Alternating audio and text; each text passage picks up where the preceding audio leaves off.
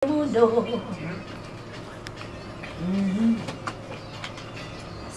Telemundo,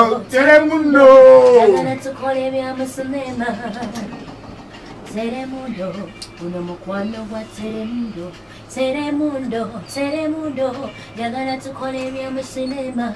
Jangwe no twetale. Kali karomasi kakole. Wekakiso kakule. Tota matenze, sembera choyo yakowe. Zenavu yetu se, na maningo masajole. Sabula. Zekakole belema, bobo sene mubulala. Bejorio le Romeo, tuwasinga walala kwegomba. Buno mukwano gwa kwegonza. Ninyenda rukundo kayo Telemundo. Buno mukwano gwa Telemundo. Jagala tukole bya mu cinema.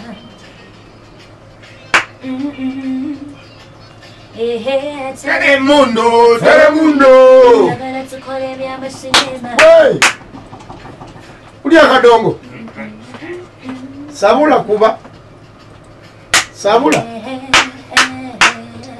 Chazari mbeki uliotia. Tukomio. Tulikunko. Obulambulunji. Tulina tabu. Oh, nafe tulina tabu. Neri nambo ayo mulengera. Nziza Chazani Becky. Ompulira. Osibyo cha mama. Omwami wa mulesali ati. Mpozi yani amanya? Yesu Kristo. Ye mwami. Yakuzala mu omwana. Mwana wa Yesu. Ye atafe nga tumanyi mulala. Ono munnafe gwe twali tutambulanga naye. Ono buloga. Yashama byo Watandika mbiteeka mu kyama. Anyway, olunako olwayo Chazani Becky tukwaniriza okubeera ku Bukedde Fama embuuti kizi 10 katonyeze 5. Naye watwogerera wano bizonto babakutte. Bazzeemu ne babakwata. ate bakoze ekyatu. Ensonga tebannaba kugiwa babayedde buyozi ne babatwala. Amachaga leero. Chichi ng'omwasi gukuwadde musuna be. Ebi yabazoto nawe byanna. Nga natukyali awo. Mukyala wa Lwasa oli Faith. Amanyi ategeete yagakyusizza. Aliwo omukyala wewaka. Uganda kinyuma. Omupya kubadde amanya kimukusooka. Kubaddeko Princess Faith Lwasa. Yalabe n'agamba ndabika njogeddwa nnyo. Owaaye bayanjudde. Ate owaaye bamuwadde emmotoka. Ate omwami akyakaabira oli eyagenda. Era nze nanga ndi awo nkyakuba oluyimba lumu. N'omukwano gunyuma. Yakyusizza erinnya n'ateekako Princess Faith. ayongeddemu ekirungo. Erya Lwasa yalijjeeko. Gwe naye gw'osobola odirikako bw'obagwe. Kati tewemba nkuzaddemu abaana. Lirekekako. Naye sigamba nti eyo omukazi omukulu. Era yali akisuubira mu ngeri yonna. Kati nze mba nkuzaddemu abaana lwaki mba sirerekaako.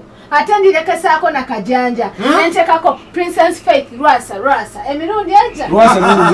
Lwasa. Ne lwasiza ddala. Naye Chazani Becky Lwasa mukwano gwe. Musically business wise, because abadde nga ntegeka era muna wali omutuukiriddekoko n'omugamba muzeeyi nti gyebale ne munyumyamu. Ne muwayamu ng'abantu bakulu. Naye bw'olaba kineno kyakola kirungi. sijja kumwogerera nnyo naye buli muntu alina embeera ze. Kubanga yaganya n'amwogerera. Omwana engeri gyakolamu ebintu. Buli omu alina engeri gy'akwasaganyamu ebintu. Ye waba wakyagadde. Ne Chazani Becky nga tewajja ku kawoshi ya Evelyn Love. Twakunoonya ne tutakulaba. Bankubirako bambi. Omukyala yankubirako n'agamba naye amazima gali nti nali already siriiwo. Wali mu Uganda. No, nali mu Uganda naye nali wala. But of course njogera ne Ivera ebyanga abimanyi. Wamuweereza dda n'akabaasa. Amusabira. ife bwe tuba tukola ekintu kibeera secretly temubiteeka mu kamera temwagala kamera ale Becky zitusanga ife kamera bezakwata nga tuwaayo naye nazo mpizibu kamera kale nooba otobiriko nga zikunoonya mpazi wawaayo miliyoni 2 ani wayo mbili suna be owazogera nze gwe wayo mmeka z'omanyi temunkaza akazange gwe wayo mmeka nsobola okufuluma wano studio tamala emirundi nga mukazizakaza ngenda kufuluma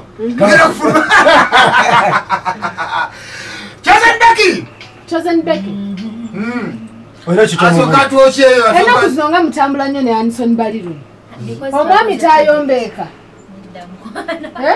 omanyi nti ye mwami anti nange kyenjagala omuawo omwami tayombeeka Anderson Baliru nze nga nze omuntu namwagala nayagala wakola ki nayagala audience ya musical mbadde mmanyi nti wamwagala kati awo kikasuku kisaliraawo awo kisalira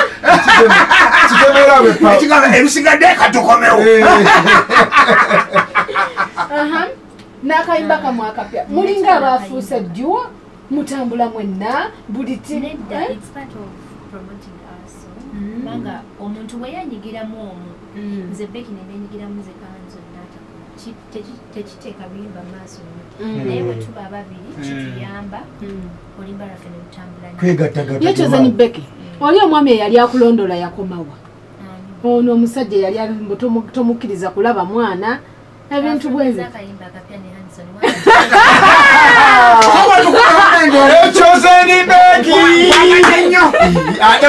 wakuze okusinziira tusabulama kuva lwewaze olowooza kiki kyendakuwadde nga tekiweze sembera wano mukwano tebatuwulira sabula oyagala kakanda kalateke mbakoleza bwotunulirawa awakyamu webatereza songako busozi kyongamba nga kuletera abo bagala biyise oyagala biyise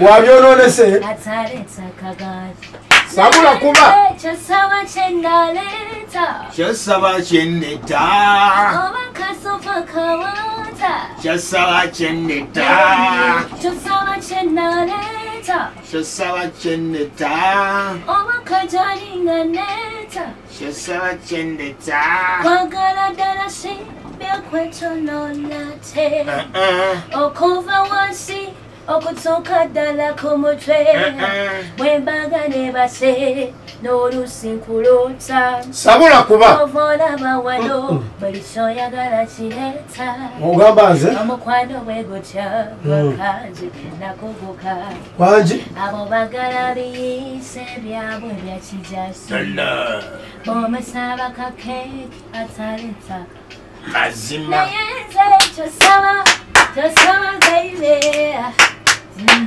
oba kasupu kowota kyosaba kyenaleeta oba kajalinga neta edoni baby situmenyeteeka tola watudde bigere wanaba wateeka ngenda newe yanakala toba sikuleka amasali gagano wonanze ndagayiga era byolaba bino byaddala si bya kichina binayo obuwozi tula nkubulire wangi kyosaba kyenneta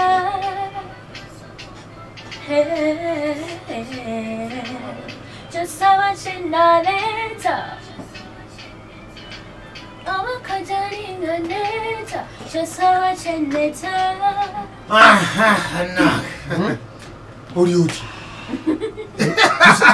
tusanyusa okukulaba Chosen kama yebazibwe waliwo omusajja lukungu Nuuru akola ekiri atabaala ku Bukedde Famma Radio Mbutikizi akutumidde nnyo agambye akwagala nnyo okuba